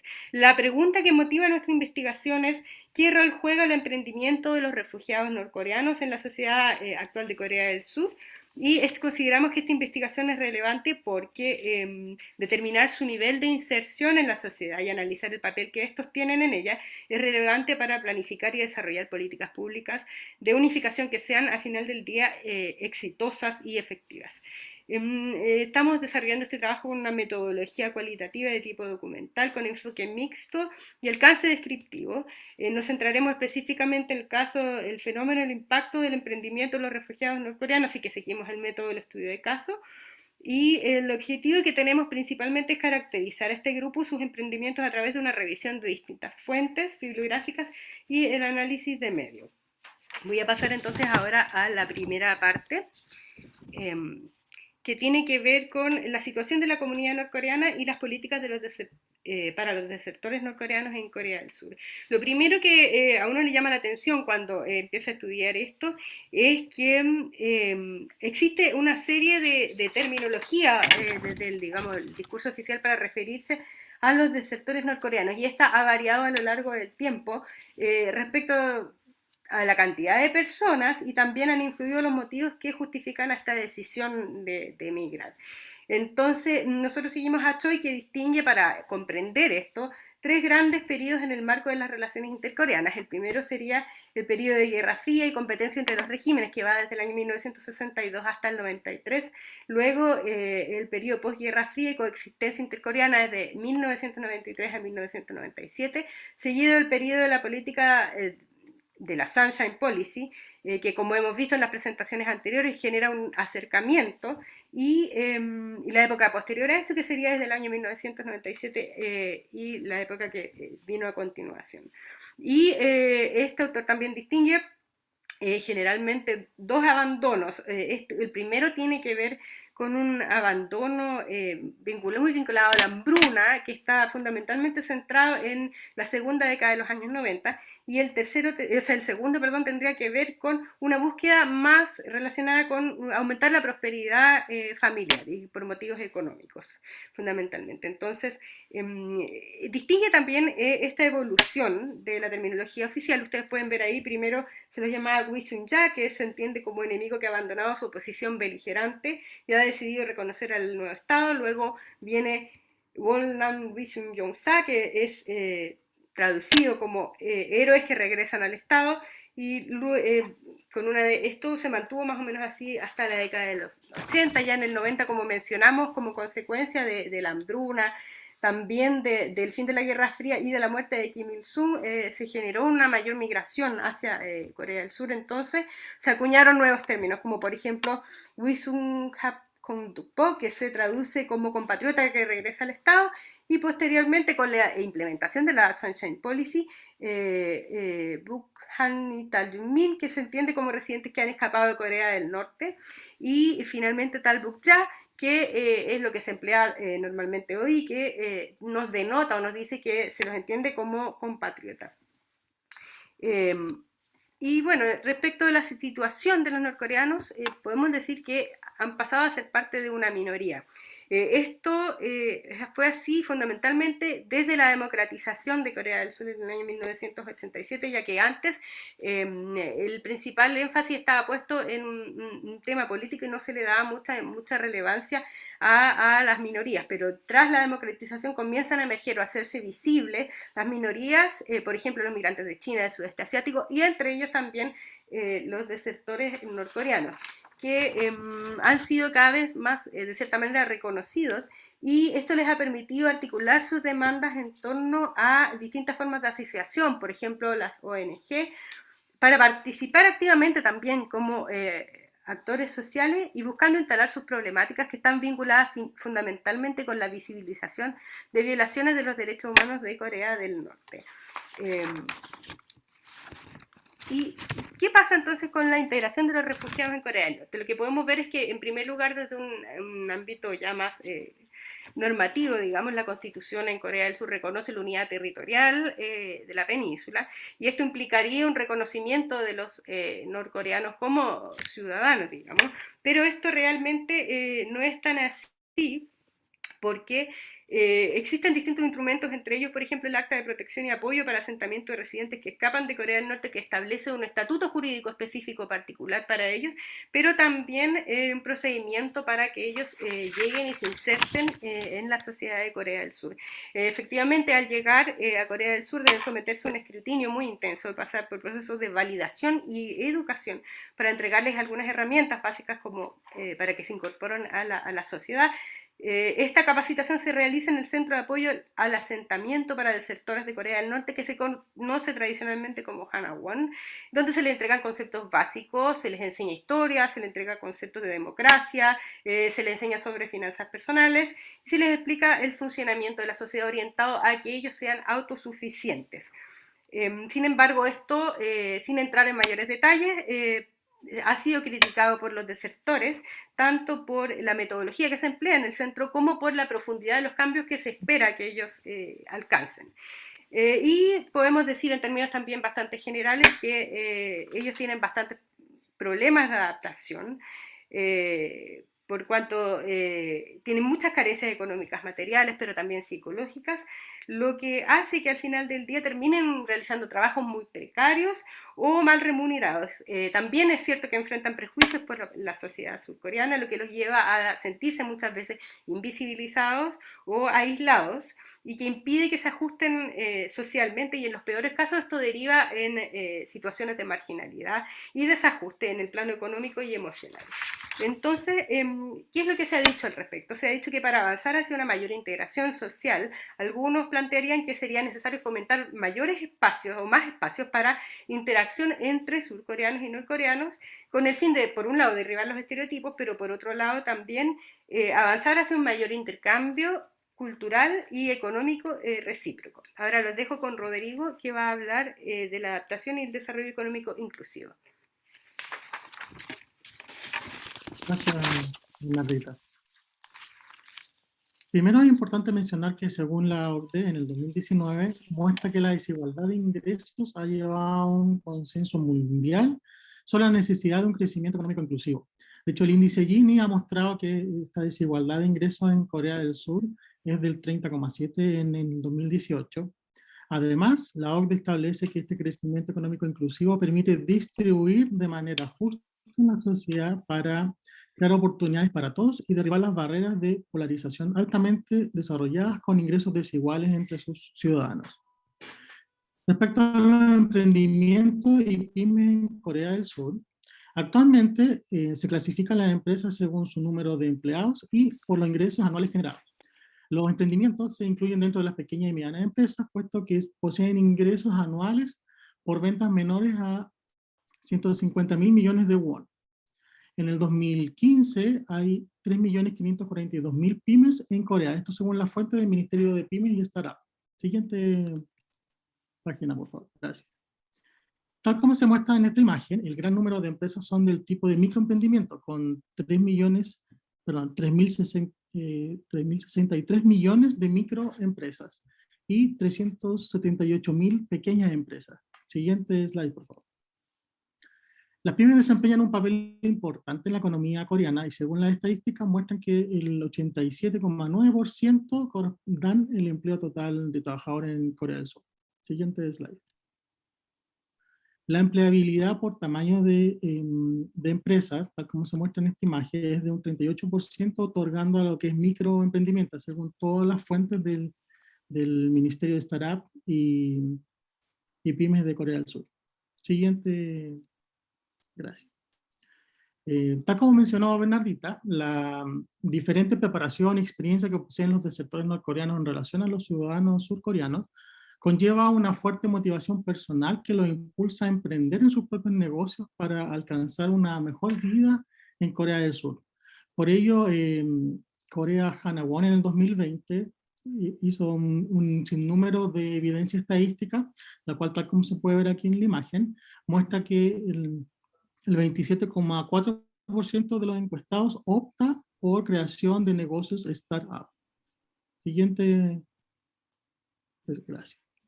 Luego, el 60% de ellos expresan estar satisfechos con sus trabajos en Corea del Sur, tal como se ve en la imagen. Siguiente. Gracias. Y respecto a la distribución de los emprendimientos según las actividades económicas realizadas por los del sector norcoreanos, lo agrupa mayoritariamente con un 84% en el sector de servicios, tal como se ve en la imagen, y dentro de esto en el sector de comidas y retail, con un 36,9% entre ambos. Siguiente imagen, por favor. Bueno, The Asia Foundation en el 2020 realizó un extenso trabajo de encuestas y entrevistas en persona de sectores norcoreanos que realizaron emprendimientos en Corea del Sur para esclarecer sus aspiraciones, experiencias y desafíos que ellos enfrentan. Los mayores problemas que ellos enfrentaron son relacionados al financiamiento, las barreras lingüísticas y culturales, y la falta de redes comerciales internacionales. Una causa de esta sería que en Corea del Norte se prohíbe y sanciona el comercio formal, y no permiten que ellos sean emprendedores. Por ende, por lo tanto, esto genera que no adquieran esas habilidades natas en su país natal. Por otro lado, si bien es cierto, tal como mostraba Bernardita, hay ONG y Hanawon que ayudan en esta brecha. En esta imagen se aprecia que el 50% del total de los receptores norcoreanos quieren comenzar sus emprendimientos para mejorar su calidad de vida. Sin embargo, solo el 12% lo realiza, y esto equivale a un 21% del total de los receptores norcoreanos económicamente activos. Siguiente. Gracias. Ahí sí. Por otro lado, existen antecedentes de discriminación a este grupo de estudio, dado que el 74,9% considera que se debe a las diferencias culturales y de idioma, tal como ustedes pueden ver en la imagen. Sin embargo, los receptores norcoreanos encuestados informan que esta discriminación no es tan frecuente como se podría suponer. Aquí me detengo un poco para expresar que según esta investigación, consideramos de suma importancia el avanzar en políticas para fomentar la comprensión mutua y generar la conciencia ciudadana de inclusión social para evitar la discriminación de este grupo. Siguiente. Gracias. Bueno, ya en el siguiente punto de los casos representativos de startup liderados por norcoreanos, entre los diversos medios analizados en este estudio se distinguen entrevistas realizadas a empresarios destacados, tal como la imagen de izquierda, el señor Chon Chol-woo, quien es propietario de restaurante y desertó en 1989. Otro exponente de superación y resiliencia empresarial es Kim Soo-il, que era oficial del ejército de Corea del Norte y escapó en el 2001. Él se ha reinventado con un sinnúmero de negocios que van desde un restaurante de fideos, uno de dumpling, otro de gelatina de bellota, una granja de seta, una pequeña fábrica, y finalmente la imagen que ustedes ven en la derecha es una planta procesadora de sopa de pollo y ginseng. Siguiente presentación. Gracias. Bueno, a su izquierda está An Myung-hee, ella es una desertora de 31 años, en el 2019 lanza una empresa de moda, se llama Reverb, con su hermana que trabaja como diseñadora ahí. Bueno, ellos tenían conocimiento de la industria textil y se insertaron en el mercado de ropa para bebé. Y ya en el 2020 lanzaron su primer mono o un peluche de algodón orgánico para bebé. También destacamos el caso de refugiados que fundan una empresa de paneles solares que creó un desertor. La empresa es la de la izquierda, se llama Giga Industries, es una empresa fundada por el desertor norcoreano de Pedido Yu. Él mantiene un anonimato en todas sus entrevistas. Bueno, él después de llegar a Corea del Sur a principios de la década de 2000, trabajó en varios trabajos, en su mayoría manuales y obras de manufactura de construcción, pero él siempre tenía el sueño de formar una startup para ayuda a otros desertores norcoreanos. Y él con un compañero crean la empresa y hoy en día le dan trabajo a jóvenes norcoreanos y surcoreanos, por supuesto, en el desarrollo de estos paneles solares. Siguiente presentación. Sin duda que los modelos de negocio los reflejaban los coreanos en Corea del Sur, y en el 2015 los dos primeros sectores comerciales fueron los restaurantes y el comercio minorista, debido a que ellos no contaban con capital ni redes transnacionales de apoyo, por lo que aprovecharon sus ideas, comidas y recuerdos de Corea del Norte para la creación de sus emprendimientos. Básicamente era lo único que ellos contaban al cruzar la frontera, su experiencia, su idea y su oficio. Ya la última generación de desertores norcoreanos en Corea del Sur muestra ideas de negocios más diversas que hace unos años se han expandido a diseños web y empresas que venden flores preservadas, entre otros. Siguiente presentación. Solo recuerdo ahí que vayan cerrando porque ya estamos en el tiempo. Okay. No hay un número exacto disponible para comentar cuántos desertores norcoreanos dirigen las empresas emergentes, ni el tamaño de sus operaciones, pero el creciente número de programas aceleradores de empresas da un indicio de ello. Sin duda que hay organizaciones ONG como The Bridge y la Fundación Asam Naum que ayudan en apoyo a los norcoreanos en los desarrollos de sus emprendimientos. Siguiente slide. Bueno, no profundizaré en esto, pero ONG formada principalmente por Artalina Asan Saoje, siguiente, que es la que ustedes ven en la imagen, siguiente presentación, y el Global Peace Foundation o el Action for Korea United, en conjunto con el Ministerio de Interior y Seguridad, ofrecen a los refugiados norcoreanos apoyo y asesoría, tal como ustedes pueden ver en la imagen, le están enseñando el uso de un celular a distintos desertores. Siguiente presentación.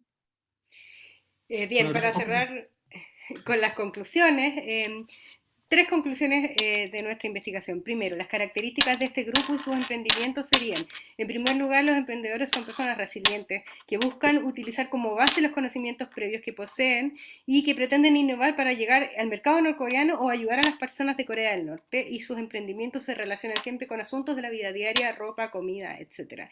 La segunda conclusión es que para los desertores norcoreanos el integrarse a esta sociedad de Corea del Sur y emprender su propio negocio sin duda es un desafío, un tremendo desafío, porque como vimos, no cuentan con redes transnacionales, hay barreras idiomáticas, culturales, y esto contrasta también muchas veces con el aprendizaje que les dieron originalmente cuando llegaron al centro Hanawon. Pero no obstante ello, pese a los obstáculos y los desafíos, ellos enfrentan esto con un gran ímpetu y un espíritu de superación que los lleva a transformarse en emprendedores resilientes.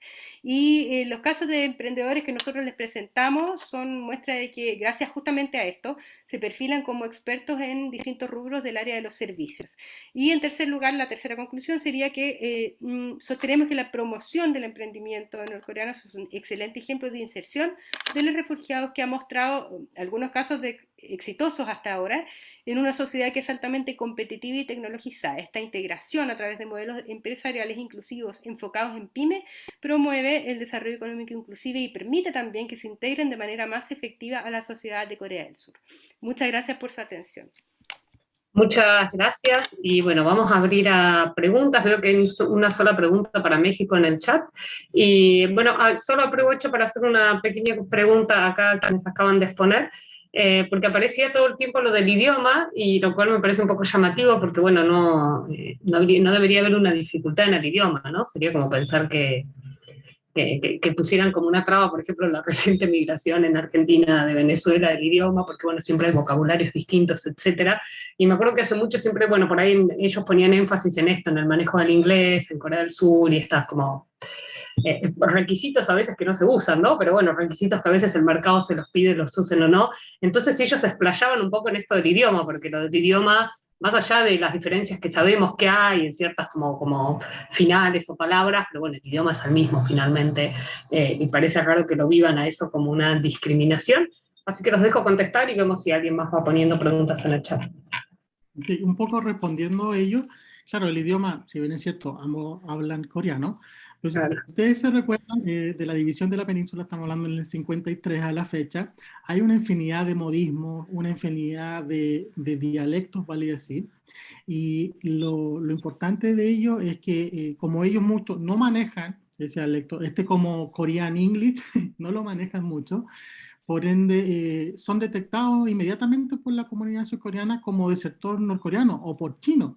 De hecho, ellos muchos se hacen pasar por chinos. Sí, eso lo he escuchado, claro. Generalmente piensan que son los chino-coreanos, ¿no? Exacto. Parecería, bueno, parece igual una cuestión rara, vista desde un área tan amplia como América Latina, donde la diversidad del español genera, uno no lo pensaría como una discriminación. Sí puede uno asociarlo, un origen, pero ahí sería el origen lo que está discriminando, no en sí el idioma. De ahí como la curiosidad, ¿no? Porque si es en sí el idioma, por una cuestión de entendimiento cultural, o si es en sí que ellos los asocian a un grupo étnico que, bueno, que está asociado por ahí a sectores bajos o discriminados, etc. Doctora, ¿le podría dar audio a Bernardita que quería comentar algo? Perdón, que te quité, ahí no sabía. Sí, no, gracias. Fundamentalmente era para comentar un poco lo mismo, que lo que hemos estudiado nosotros, hemos visto el tema del idioma justamente, como dice usted muy bien, es un fundamento para la discriminación. Y a mí lo que me llamó mucho la atención es que también en en el centro Hanawon les enseñan a hablar como surcoreanos. Eso me pareció una cosa muy, muy fuerte. También les enseñan a hablar como surcoreanos, sí, a vestirse como surcoreanos. Entonces es una cosa muy, muy... Porque el idioma al final del día tiene tanto que ver con la identidad de uno. Entonces, pero sí, nos pareció que ellos muchas veces para insertarse tratan de esconder su acento, tratan de incorporar, como usted mencionó, también el inglés. Eso es una cosa que ellos tienen muy, muy presente, que tienen que hablar inglés y estudian inglés y se capacitan lo más rápido que pueden para ponerse a la par con sus compatriotas del sur. Muy, muy interesante ese comentario, ¿no? Porque justo Corea, que entiendo que ahora se plantea todos estos dilemas relacionados con la multiculturalidad a raíz de todos los grupos migrantes que ha recibido, y bueno, como muy interesante el comentario de Bernardita de pensar que tiene que estar asimilado, ¿no? Y no integrado. Voy a leerte más preguntas para México acá. Primero les preguntan, bueno, ¿cómo es la relación actual con México y Corea del Norte? Si tiene la embajada, si todavía está la embajada de Corea del Norte en México. Y también hay otra pregunta para las de México. ¿Hay una agenda determinada del GPA de México con Corea del Norte? Si es factible la realización de un intercambio entre la Cámara de Diputados y la Asamblea Popular del Pueblo, y cuáles serían las posturas general dentro de la Cámara de Diputados de México por la creación de este grupo para la amistad. Así que ahí le voy a dar el micrófono a Jazmín y no sé si quiere también. Ok, pues bueno, creo que son más hacia la parte y ya Trini si quiere comentar, que yo presenté respecto al estatus actual. Justamente yo lo que les decía, lo más coyuntural o lo más reciente fue este nombramiento de persona non grata. Y con la transición política en México, que ustedes sabrán y ocurre en muchos países, pues hay afinidades ideológicas en los gobiernos anteriores, y lo ha dicho el presidente actual mexicano, son caracterizados como gobiernos neoliberales, más de derecha, etcétera, y el de actualidad es un poquito más con afinidad de izquierda, con todos sus asegúnes y que tanto es neoliberal o no, pero está ahí, ¿no? Y en este sentido, por eso también en términos de afinidades políticas, como lo comentaba, fue muy interesante la pregunta, pero ahí también, y ahí les invitaría, si quieren, ahorita les comparto el artículo del doctor Juan Felipe, me parecen muy interesantes las precisiones que hizo el doctor sobre estos recientes acontecimientos. Lo que les decía, en primer lugar, no se puede hablar de restablecimiento de relaciones, sin embargo, que eso fue, creo que finales, principios de 2018, 19, perdón, que se habló de este restablecimiento de relaciones. Y si ustedes buscan en Google, por ejemplo, esto de restablecimiento de relaciones México-Corea del Norte, van a encontrar muchas notas en ese sentido, cuando, como lo dice el doctor Juan Felipe, en realidad no es así, ¿no? Porque en realidad solo fue el nombramiento de persona non grata, jamás se rompieron relaciones y por lo tanto, pues las relaciones ahí estaban. O sea, lo más reciente fue el que se recibieron las cartas credenciales del embajador, y creo que eso ya había sido desde un año antes, entonces en realidad tampoco era tan novedoso. Y pensar en términos de fortalecimiento, que es muy común en la jerga diplomática, pues tampoco, porque en realidad no es una relación que interese, si ni la misma república, si ni las relaciones, perdón, con la República de Corea, que es un país que ha cobrado muchísima relevancia y que, como diría un colega del Círculo Mexicano de Estudios Coreanos, justamente ha eclipsado los estudios de Corea del Norte o la atención que recibe Corea del Norte, el boom de cómo ha ido Corea del Sur por en muchos aspectos.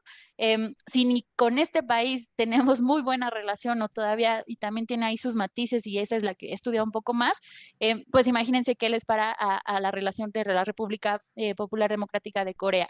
Y por eso es llamativo que también, a pesar de esta lejanía con esta relación, pues se haya establecido también este grupo parlamentario. Y entrando en materia respecto a las preguntas de Natalia, muchas gracias por las diversas preguntas. Es justo un fenómeno que en los últimos años, sobre todo desde el año pasado, he puesto más atención. También yo llegué a este grupo parlamentario de Corea del Norte por el grupo parlamentario de Corea del Sur, y sí hay un gran contraste, ¿no? Mientras el otro grupo tuvo notas extensas y se hizo una super celebración y se decía es en el marco de los 60 años, el otro grupo pues se llevó a cabo en una sesión más pequeña. Un colega muy cercano a estas dinámicas nos comentaba que incluso uno de los diputados se confundió de sesión, estaba en la sesión, él tenía que ir a la sesión de Corea del Norte, se fue a la de Corea del Sur, porque creo que fueron al paralelo. Y también es importante mencionar, la Cámara de Diputados en este momento, en su afán de también tener esta visibilidad internacional, abrió a diestra y siniestra grupos de amistad, que también responde a dinámicas de planeación. Es decir, en México, uno de los rasgos que yo he criticado duramente en análisis de política exterior, y en muchos más, como ya casi administradora pública, es que carecemos de planeación, sobre todo a mediano y largo plazo, y pues en realidad responde más a veces a coyunturas, ¿no? En el caso del Partido del Trabajo, y como ustedes sabrán también, la composición de la Cámara de Diputados en la actualidad, pues hay mucha presencia de Morena, que es el partido en el poder, no solo en el Ejecutivo, sino también en la Cámara de Diputados, y de las alianzas que se han llevado a cabo. Entonces, en el caso del Partido del Trabajo, pues es muy afín a Morena, no es el mismo partido, es muy afín, y como les decía, data su historia de esta narrativa que ya nos comentaba Trini por las afinidades del Partido Comunista. Valdría la pena también hacer una investigación más puntual sobre los vínculos del Partido Comunista con otros partidos, perdón, el Partido del Trabajo con otros partidos comunistas del mundo, y son quienes principalmente conforman la agenda. Justo es la deuda que tenemos. Bueno, personalmente me gustaría ahondar más sobre pues qué está buscando en la formalidad o en el deber ser. Ustedes pueden googlear los discursos de cuando se estableció este grupo de amistad, a ver si ahorita lo encuentro y también se los comparto. Y lo que se dice es que pues principalmente se va a fortalecer la relación en términos de intercambio cultural y de cooperación.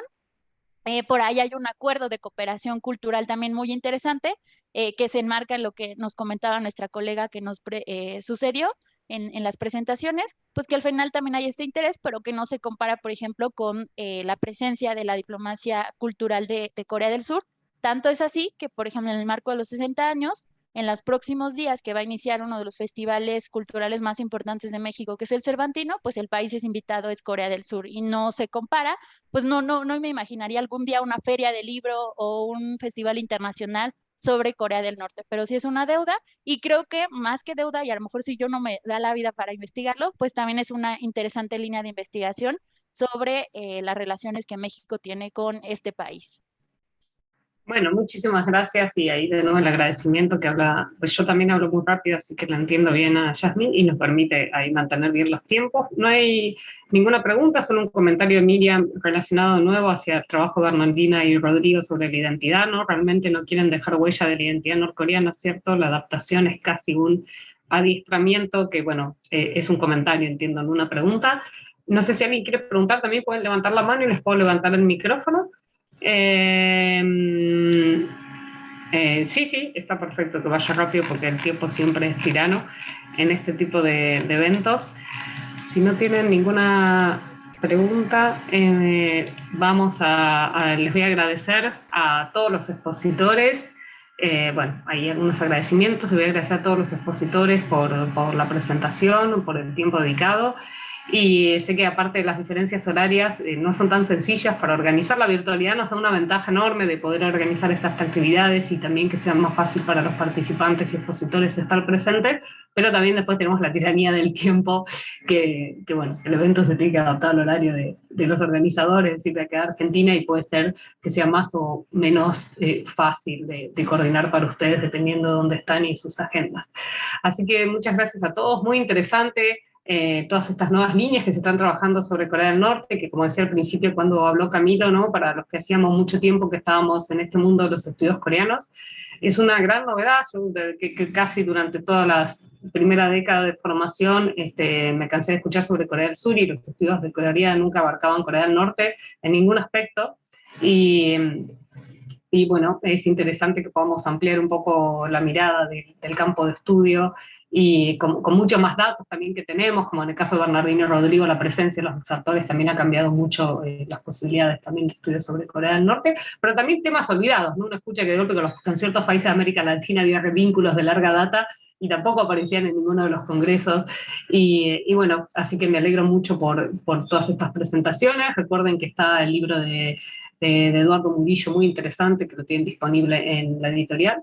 Y bueno, nos vamos a reencontrar, acá son las 13:15, 1:15 del mediodía, nos vamos a encontrar, la próxima mesa empieza a las 16, pero 15:45, porque estamos empezando así con puntualidad súper coreana, 15:45 ya va a estar abierta la mesa, así que tiene un poco más de 2 horas para descansar y comer algo, por lo menos los que están en Argentina, que es el mediodía. Y nos encontramos entonces 15:45 de Argentina para seguir. Recuerden que tienen otro link de acceso para la tarde. Gracias a todos.